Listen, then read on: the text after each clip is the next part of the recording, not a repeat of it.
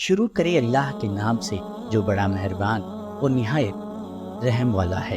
حضرت ابراہیم کا ذکر قرآن شریف میں 68 جگہ آیا ہے۔ حضرت ابراہیم علیہ السلام بہت ہی بڑے نبی گزرے ہیں۔ دنیا میں جب بت پرستی کا زور ہو گیا، لوگ بتوں کو بناتے اور خود ان کی پوجا کرتے۔ حضرت ابراہیم علیہ السلام کے والد بھی بت بناتے تھے اور بتوں کو خدا سمجھتے تھے۔ حضرت ابراہیم علیہ السلام ابھی بچے ہی تھے۔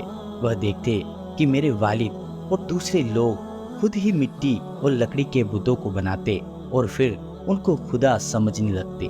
وہ حیران ہوئے کہ کس قدر بیوقوف ہیں کہ ان بے جان مورتیوں کو خدا سمجھ رہے ہیں۔ حضرت ابراہیم علیہ السلام ان لوگوں سے کہتے کہ تم لوگ کیوں ان بتوں کو پوجتے ہو؟ یہ تمہیں نہ کوئی نفع دے سکتے ہیں نہ نقصان۔ مگر وہ جواب دیتے کہ جو ہمارے باپ دادا کرتے ہیں وہی ہم کر رہے ہیں۔ ایک روز ان لوگوں کا شہر سے باہر کوئی بڑا میلہ ہوا۔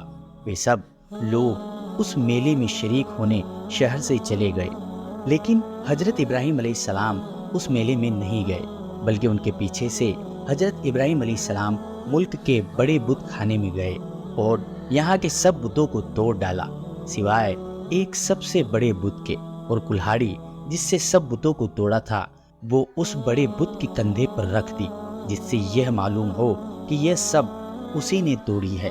جب لوگ واپس آئے اور انہوں نے بتوں کی یہ درگت دیکھی کہ کسی کا سر نہیں ہے تو کسی کا پیر نہیں، تو بہت غصہ ہوئے کہ یہ حرکت کس نے کی ہے۔ سب نے حضرت ابراہیم علیہ السلام پر شک کیا کہ وہی بتوں کو برا کہتے تھے اور میلے میں بھی نہیں گئے تھے۔ آخر ان کو بلا کر پوچھا کہ یہ بت کس نے توڑے ہیں؟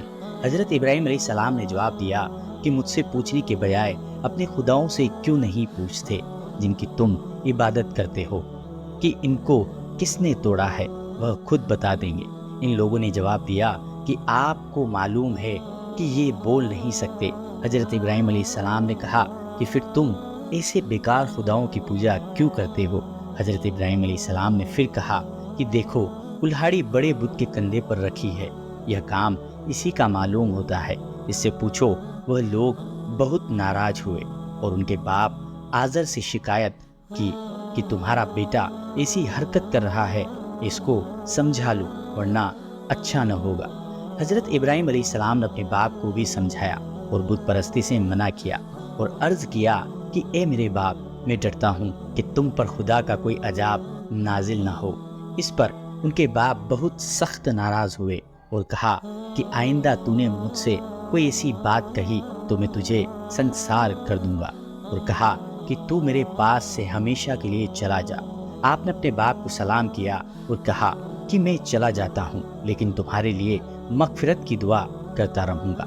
آخر وہاں کے بادشاہ نمرود کو، جو بہت ظالم اور بت پرست تھا، ان سب لوگوں کا پتہ چلا کہ آزر کا بیٹا ابراہیم لوگوں کو بتوں کی پوجا سے منع کرتا ہے اور ایک خدا کی دعوت دیتا ہے، تو اس نے ان کو اپنے دربار میں بلایا اور آپ سے جھگڑنے لگا۔ حضرت ابراہیم علیہ السلام نے فرمایا کہ میرا خدا تو وہی ہے جو مارتا بھی ہے اور جلاتا بھی ہے۔ تو نمرود نے کہا میں بھی مار سکتا ہوں اور جلا سکتا ہوں۔ چنانچہ اس نے ایک قیدی کو، جس کو سزائے موت کا حکم ہو چکا تھا، آزاد کر دیا اور ایک بے گناہ کو پکڑ کر قتل کر دیا اور کہا کہ اب بتاؤ میرے اور تمہارے خدا کے درمیان کیا فرق ہے؟ حضرت ابراہیم علیہ السلام نے کہا کہ میرا رب ہر روز سورج مشرق سے نکالتا ہے اور تم اسے مغرب سے نکال دو۔ اس پر نمرود لاجواب ہو گیا اور حکم دیا کہ ابراہیم علیہ السلام کو زندہ جلا دیا جائے۔ چنانچہ بہت سی لکڑیاں اکٹھی کی گئی اور ان میں آگ لگائی گئی۔ جب آگ بہت بھڑک اٹھی اور اس کے شعلے آسمان کی خبر لانے لگے تو حضرت ابراہیم علیہ السلام کو اس میں پھینک دیا گیا، مگر وہ آگ خدا کے حکم سے ٹھنڈی ہو گئی اور آپ کو آگ سے کوئی تکلیف نہیں پہنچی۔ اس طرح جو اللہ تعالیٰ کے کہنے پر چلتے ہیں، اللہ پاک ان کو ہر تکلیف سے بچا لیتے ہیں اور ان کے لیے آسانیاں ہی آسانیاں ہو جاتی ہیں، اور جو لوگ اللہ تعالیٰ کا کہنا نہیں مانتے ان کے لیے اس دنیا میں مشکل ہی مشکل ہوتی ہے، اور وہ مرنے کے بعد تو ہمیشہ جہنم میں رہیں گے۔ حضرت ابراہیم علیہ السلام اللہ کے حکم سے حضرت ہاجرہ اور اپنے بچے حضرت اسماعیل کو، جو ابھی پیدا ہوئے تھے، ایک ایسی جگہ چھوڑ آئے جہاں دور دور تک आबादी न थी, न पानी था और न कोई दरख्त था। हजरत हाजरा ने हजरत इस्माइल अलैहिस्सलाम को एक पत्थर के साये में लेटाया और खुद पानी की तलाश में इधर उधर दौड़ी, लेकिन पानी नहीं मिला। खुदा की कुदरत से जहाँ हजरत इस्माइल अलैहिस्सलाम एड़ियाँ रगड़ रहे थे, वहाँ पानी का चश्मा फूट निकला जो आज तक जमजम के नाम से मशहूर है। और हजरत हाजरा जहाँ दौड़ी थी उसे सफ़ा व मरवा कहते हैं, जहाँ जाकर आज हाजी इसी तरह दौड़ते हैं।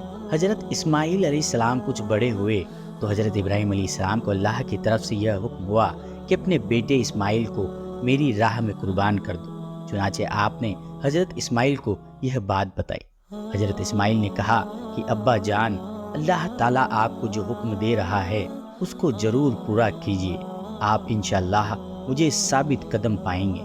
चुनाचे हजरत इब्राहीम अलैहिस्सलाम अपने बेटे इस्माइल को ज़िबह करने के लिए लेकर चले और जंगल में ले जाकर उनको उल्टा लिटाया और अपनी आँखों पर पट्टी बांध ली कि कहीं बेटी की मोहब्बत में अल्लाह के हुक्म को पूरा करने से न रोके, और गले पर छुरी चला दी। उसी वक्त आवाज़ आई कि ए इब्राहिम, तूने हमारे हुक्म को सच्चा कर दिखाया। और जब हजरत इब्राहीम अलैहिस्सलाम ने आँखों से पट्टी खोली तो हजरत इस्माइल अलैहिस्सलाम के बजाय एक दुम्बा ज़िबह किया हुआ पड़ा था। इसी वाक़या की याद में मुसलमान हर साल कुर्बानी करते हैं। हजरत इब्राहीम अलैहिस्सलाम और हजरत इस्माइल अलैहिस्सलाम की ज़िंदगी से हमको बहुत सबक मिलते हैं।